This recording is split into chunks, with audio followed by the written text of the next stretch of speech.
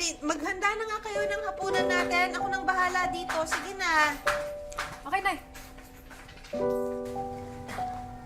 Nay, si tatay nakauwi na ba? Ha? Parang ginagabi yata yun ngayon ah.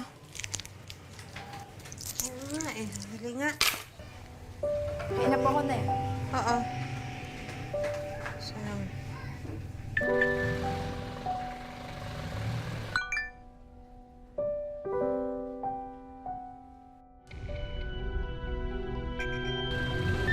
Nay, kain na po.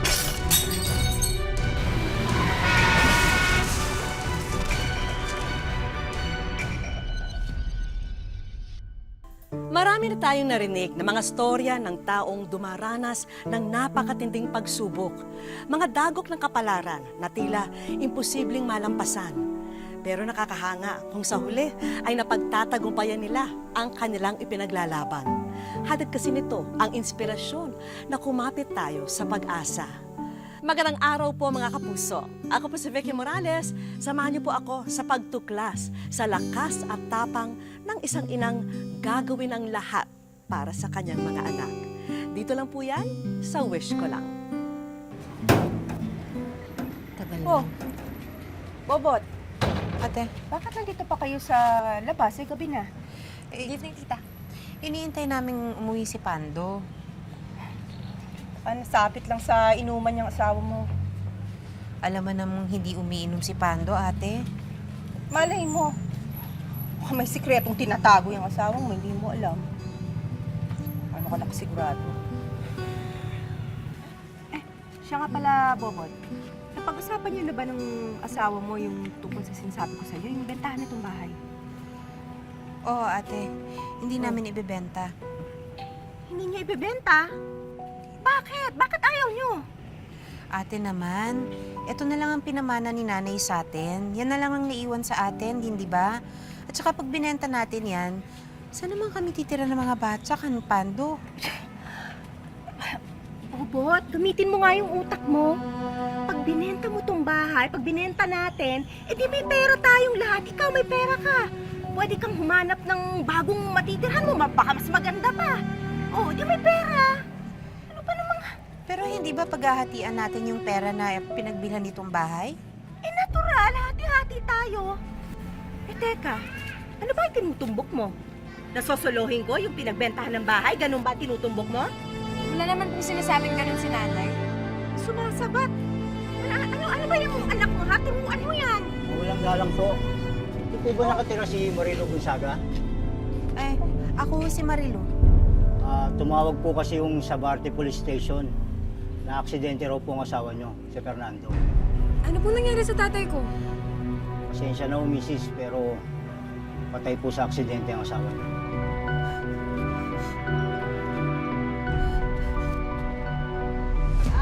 Sa letrang O!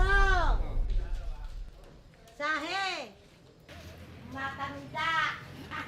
Ikaw yun. Sa letrang O! Ulit! Ano naman? Arlene! O! Ariel! Ano to? 5, 6. Nay, si tita ho kasi. Oh, Bobot. Bakit? May problema ba? Ano to, ate? Uy, bakit? Saan? Hindi ba naman problema ka? Dahil wala kang pantubos para dyan sa asawa mo, para magkaroon naman ng maayos na burol. O, pues tinulungan kita. Kinausap ko yung kaibigan ko. Siya ang gumastos lahat nito. Pero syempre may kapalit yun. Eh, kaya yan, merong pabingo, may pasakla, may konting sugal. Pumayag ka, ate? Aba, bakit yung tono mo parang galit ka pa? Eh, ikaw na nga tinulungan. Bakit, ha? Ano naman ang masama dito? At saka, isa pa, meron ka naman porsyento, ha? Hindi ko naman solo yung kita, hindi naman solo yung kita ng kaibigan ko, ha? At saka makakatulong yun para sa pagpapalibing ng asawa mo. Pero illegal to, ate. Para natin ginagamit ang asawa. Ayan. Puro ka prinsipyo, ha? Bakit? Anong magagawa ng prinsipyo, ha? May nagawa ba yan nung hindi mo makuha ang labi ng asawa mo? At may magagawa rin ba yan kapag hindi mo napalibing ang asawa mo? Mag-isip-isip ka kasi, hindi yan puro katangahan mo. Naku, kakakungso nito. Sige na, tingnan mo na nga yung asawa mo. Bago pa malasin yung mga nagsusugal dito, mamaya hindi na bumalik. Dali na, doon ka na. Tingnan mo na. Saan? Sige na, sige na. Dali na. Oh, kamusta kayo dyan? May nakabingo na ba? Ayan, bingo ba? Bingo, hindi pa. Oh, sige, sige.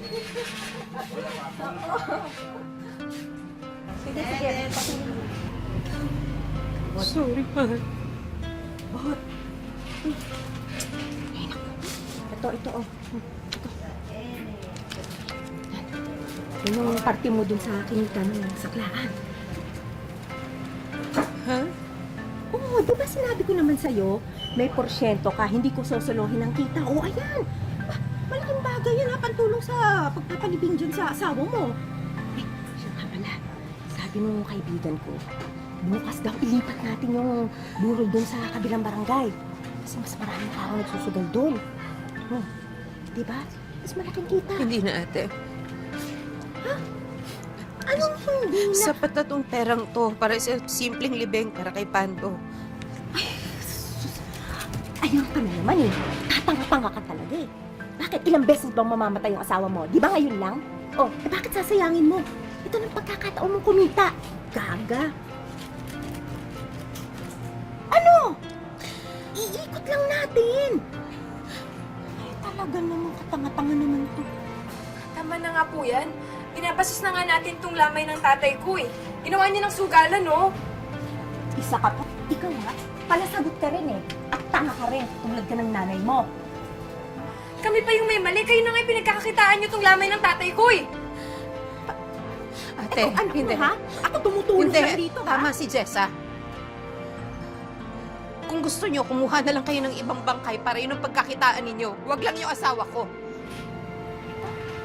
Eh, mag-ina pala kayong bastos eh. Kayo na nga tinutulungan, mga walang utang na loob. Bahala ka, isaksak mo sa baga mo yung labi ng asawa mo. Nay, matuto ka naman kasing lumaban. Hindi yung palagi ka nagpapaapi.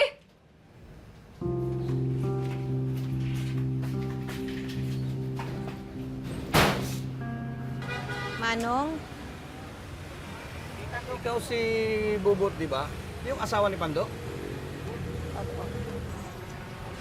Uy, kundulis ulit ha. Pasensya na, hindi na ako nakarating sa libing. okay lang po. Nabanggit mo sa akin ni Pando bago siya na-aksidente na pinayagan niyo siyang magtawag dito. Oo nga eh, napag-usapan na nga namin yun bago siya umuwi.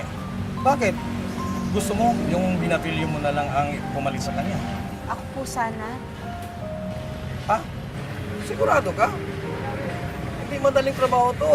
Saka, barya-barya lang makukuha mo rito. Opo. Eh, naubusan na rin ho kasi ako ng puhunan sa pagtitinda eh. Kailangan ko ho ng ibang trabaho. Naku. Sige. Sige na nga, kung hindi lang ako naaawa sa'yo. Talaga ho? Opo, maraming salamat ho, Manong ah. Philcoa, Litex! Konti na lang, lalarga na! Philcoa, Litex! Pasok na! Uy! Umayos kayo na upo dyan, ha? Bilis! Pasok na! Philcoa, Litex! Tuping, halika nga dito. Oh, Manong. Siya si Bobot, byuda ni Pando. Yung kakatag dati dito. Biyuda ba ka mo? Alam mo, Manong, ganyan yung mga type ko eh. Medyo malaman pero may asim. Gago! Siya yung karelyebo mo ngayon dito. Bakit, Manong? Eh, kaya ko naman mag-isa dito ah! Dahil sabi ko, at magsisimula na siya ngayon, huwag na huwag mo siyang away, kundi malilintigan ka sa akin. Para ba? Galingan mo ha? Salamat po.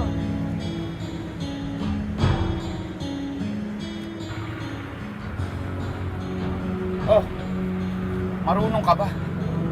Kaya mo ba? Alam mo kung saan narutan yan?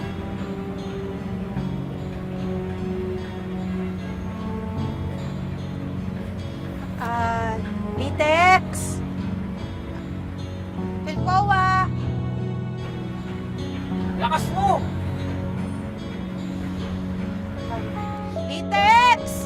Tingnan mo ba? Philcoa! Titex! Wow, ang romantic ng dinner natin ah. De kandila. Tange, wala lang tayong kuryente. Pasensya na kayo mga anak ha. Talagang... Wala, kapusan talaga tayo ngayon eh. Hayaan mo na makakahanap na ako ng trabaho. Nararamdaman ko na sa buto ko. Jessa, okay ka lang ba? Nakita ko lang kanina na yung mga kaklase ko dati. Nasa high school na sila. Tapos ako, sa elementary pa rin ako. Mga anak, pasensya na talaga kayo ha. Sinusubukan ko naman talaga eh, kaya lang... Wala eh. Wala tayo ngayon eh. Pasok na, kuya. Ay, Tupeng, balita ko, ayos yung karelyebo mo ah. Ayos ba yan? Eh kahina nga tumawag oh. Zabarte! Zabarte! At saka alam mo ba, Tupeng, ang sabi nila dito, mas malaki daw ang binibigay sa kanya ng ibang mga driver. Kalokohan yun. Ano mas malaki sa kanya? Hindi nga siya marunong eh. Eh, paano, Tupeng? Napakaswerte daw niya ni Bobot. Eh, napakabilis na puno na pasero. Tingnan mo, puno na agad. At saka, hindi siya nangaaway, ha? Eh anong pinapalabas mo? Malas ako, ha? Oy, Tupeng. Umalis ka nga dito. Mukhang pati ako may namalas eh. Sigurado ka na. Muna! Grabe naman kayo. Sige na! Pwede na ho! Akin na yan! Ay! Akin na! Akin yan eh! Akin na yan! Akin to! Maghanap ka na ibang pagtatawagan mo. Huwag dito. Pinayagan naman ako ni Manong dito eh. Sandali, akin na yan. Pinaghirapan ko yan. Pera ko yan eh. Akin na! Aray!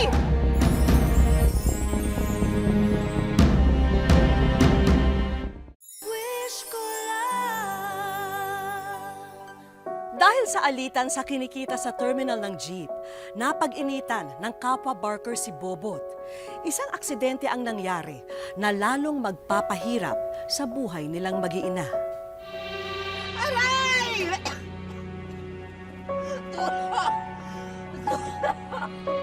Bobot! Hindi ko sinasikaso. Sorry talaga. Kaya ka, Tupeng! Kasalanan mo ito. Kawawa naman si Bobot. Aray! Ang sakit! Aray! Ang sakit!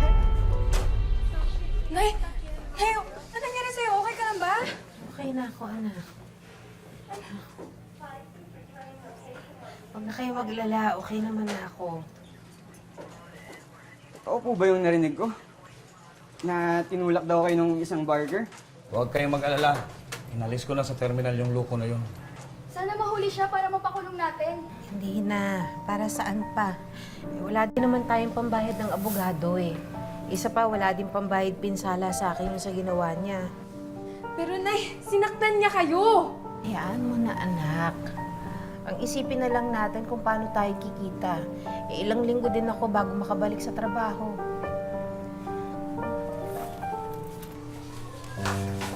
Ay, nagtitinda na po ako. Oh, sige, mag-iingat ka, ha? Okay. Ingat. Balitaan mo yung nangyari. Kaya bumisita ako. Dali lang po. Kumusta ka na po, Chang? Kayo dapat ang kinukumusta ko. Sorry at hindi ko agad nalaman na yung nangyari kay Pando sa pagkamatay niya. Kung alam ko lang eh, dapat mas maaga ako nakadalaw.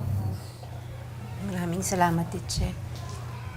Ang totoo niyan, Bobot, kaya ako nandito eh para mag-alok ng tulong sa'yo. Kung okay lang sa'yo, kailangan ko siya kasama sa tindahan. Si Arlene sana. Ha? Kailangan ko kasi ng kasama sa bahay. Sisunduan ko naman siya. Saka, pwede naman din siya mag-aral. Papakabait ka dun, ha?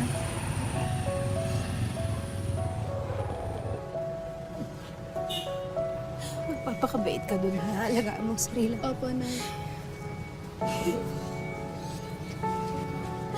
Jay, ikaw nang bahala sa kanya.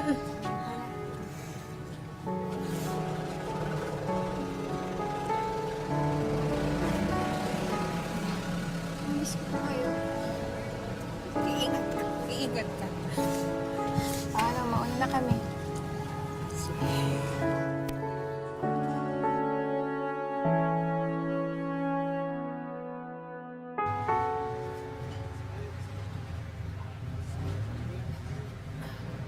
Ilan pa? Saan? Oh, Fairview! Fairview! Sakay na! 8 na lang, oh! Para makabiyahe na! Sige po, dun po sa may dulo. Sakay na ho, para makaalis na. Fairview! Kumusta na binti mo? Ay, Manong. Ano naman ho? Okay na ho. pwede na. Alam niyo na, kailangan kong magtrabaho eh. Wala na rin ng mga pagkain sa bahay para sa mga bata. O sige, basta ingat ka palagi. Sige ho. Dito man ako. Maraming salamat po. Kasya pa, may kasya pa. Oh, Fairview! Biyahing Fairview! Sakay na! Oh, ayan, yan pa. Ang gamit mo.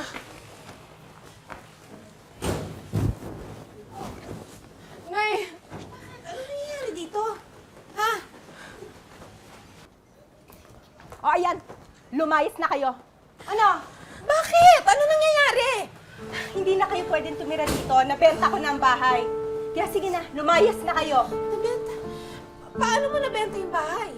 Hindi na importante kung paano ko nabenta ang bahay. Ang importante, nagawa ko na. Kaya pwede ba? Umalis na kayo, hindi na kayo pwede dito. Ate naman. Ate, kapatid mo ko. Paano mo naman nagawa sa amin to? Mga pamangkin mo, saan kami titira? Tanga ka eh! Eh hindi ba? Ilang beses kitang kinausap tungkol dito sa sitwasyon na to? O ano? Ayaw ka? O pues ngayon? O umabot sa ganitong sitwasyon? Ang kapal talaga ng amo, no? Sabihan mo yun, ha? Ate naman, nakikiusap naman ako. Huwag naman ganito. Eh basta nagawa ko na eh. Anong gagawin ko? Kaya lang kayo susoli ko yung pera to sa pinagbentahan ko. Ay nako, lumayas na kayo! Pagsabihan mo yung anak mong bastos, ha? Sige na.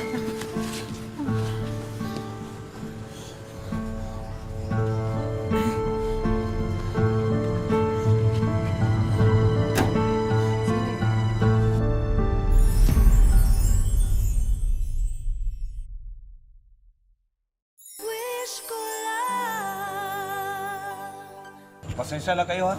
Ito lang ang lugar na pwede ko ipahiram sa inyo. Tambakan kasi ito ng mga gamit namin. Maraming salamat po, Manong, ha? Hindi ko nga ho alam kung paano magpapasalamat sa inyo. Dito talaga tayo titira, Nay. May awa ang Diyos. Ang importante, magkakasama tayo. At ligtas tayong tatlo. Bakit ba kasi ayaw mong lumaban? Hindi pwedeng puro bait ka lang, Nay. Matuto kang lumaban.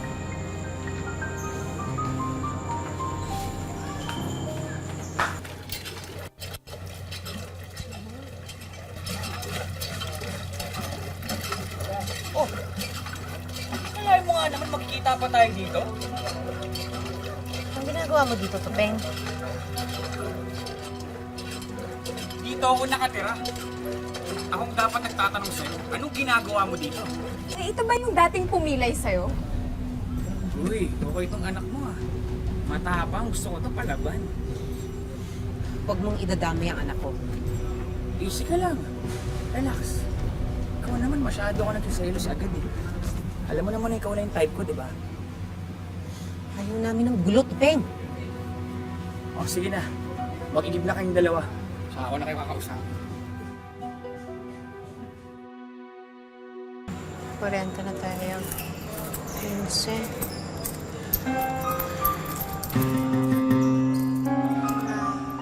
Hoy! Ano ginagawa mo dyan? lalaki nakasilip to kanina eh. Tumakbo nung sinigawan ko.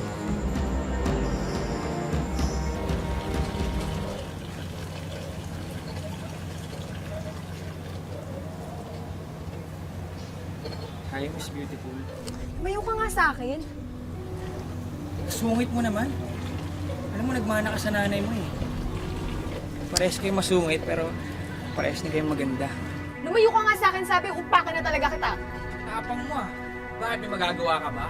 Ay, tigilan mo nga ang anak Magagawa ko! ka ba? Sinabi ko na sa'yo, layuan mo yung anak ko eh! Hindi ba sinabi mo kasi kung tumigil ka na, tigilan mo yung anak ko, hindi ba? Sinabi mo!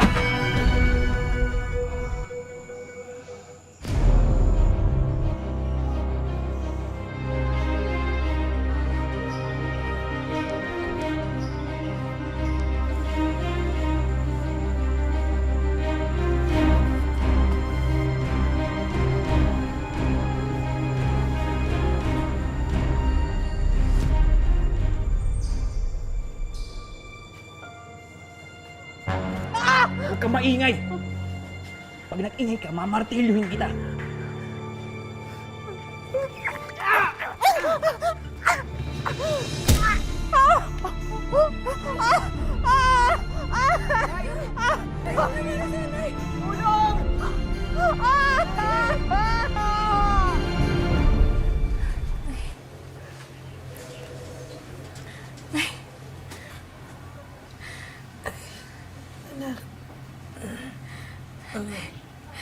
Salamat. Salamat, Diyos ko na. Basta kayo.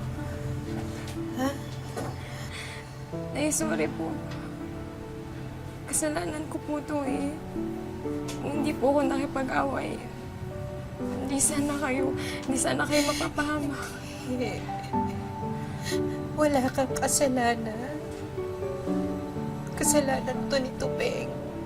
Kasalanan na ako. Sana kita. Ipaglalaban kita ng patayan. Mahal na mahal ko kayo.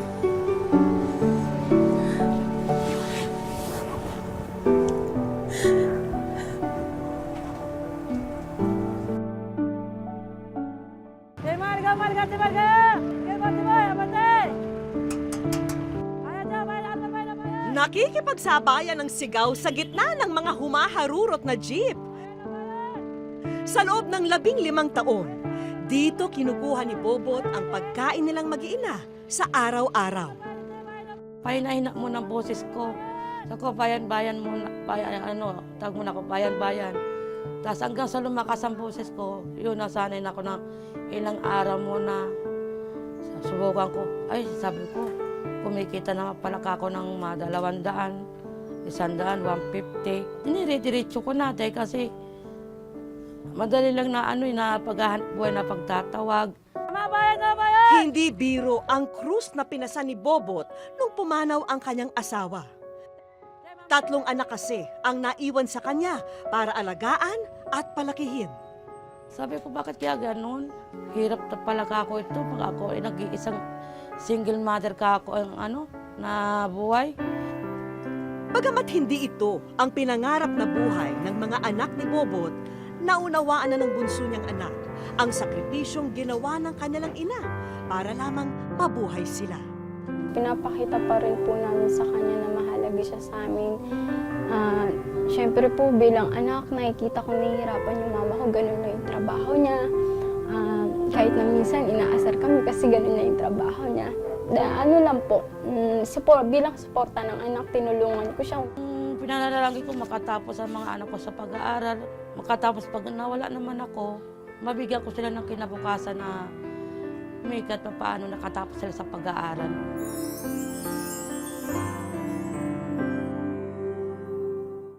Sa aming pagbabalik, Welcome sa Wish Ko Lang.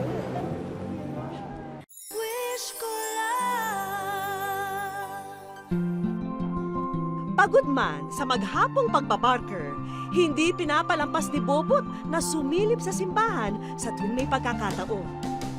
Ang hindi niya alam, naunahan na namin siya sa loob ng araw na yon. Kung sa trabaho ni Bobot, siya'y namamao sa kasisigaw. Ngayon, hayaan naman natin na ngumiti siya dahil marami tayong sorpresa para sa kanya. Hi, Bobot! Welcome sa wish ko lang. Si Bobot, hindi naiwasang maging emosyonal sa aming pagkikita. Di minsan ba akala nyo talagang papasukan nyo itong linya ng trabaho nito, ho? Oo, para lang sa mga ko, mabuhay ko lang po sila. Kahit masakit ang pa ako, tinitiis ko. Iniisip ko yung kinabukasan ng mga anak ko. Di ba lang kulang kinabukasan ng mga anak ko lang iniisip ko. Ano gusto mo sabihin kay mama? Mama, thank you po kasi nalabahan niyo po kami ng mabuti. Kahit hindi kami nasubay lang sa ang pag-aaral namin. Maraming salamat kasi binuhay na po rin po kami. Di ba, Nay, binanggit nyo, pangarap nyo na makapagtapos yung anak nyo? Siguradong ikatutuwa ng mag-ina ang aming unang sorpresa. Scholarship po, ha? Oo, para sa'yo to. Ha? 4 years yan. Ha? Maraming salamat po. Thank you po. Ma, pinapangako po sa inyo na kahit mahirap, gagawin ko para sa inyo.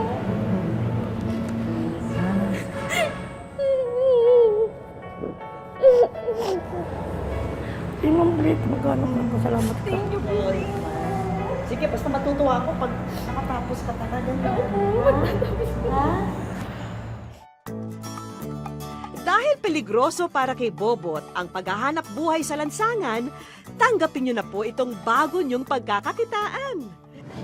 Salamat po sa sawis ko na. Ang buhay ko rin mga anak ko. Sobra po kami nagpapasalamat. Buong puso po talaga. Talagang natutuwa, masaya po kami ngayong araw kasi hindi po namin talaga expected. Sobrang saya po talaga. Ma'am Vicky, maraming salamat po sa inyo. Sigurado pong aarangkada na po yung pamilya namin. Maraming salamat po. Wala raw duwag na tao. Kailangan lang daw hanapin ang bagay na nagpapalabas sa tapang natin. At sa kaso ni Bobot, ang kanyang mga anak ang pinaghuhugutan niya ng tapang at lakas. Hanggang sa susunod mga kapuso, ako po si Vicky Morales at ito po ang Wish Ko Lang.